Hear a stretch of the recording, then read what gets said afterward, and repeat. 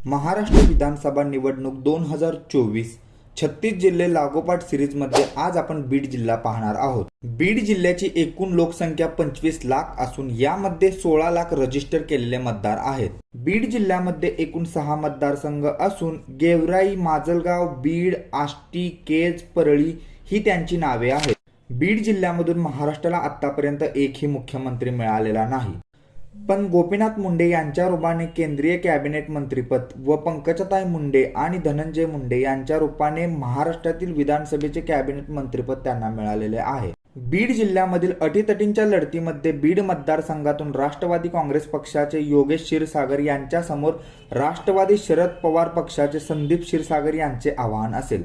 तसेच परळी मतदारसंघातून राष्ट्रवादीचे धनंजय मुंडे समोर राष्ट्रवादी शरद पवार पक्षाचे राजेसाहेब देशमुख रिंगणात असतील। जरांगे फॅक्टरमुळे मराठा वर्सेस ओबीसी सामना आपल्याला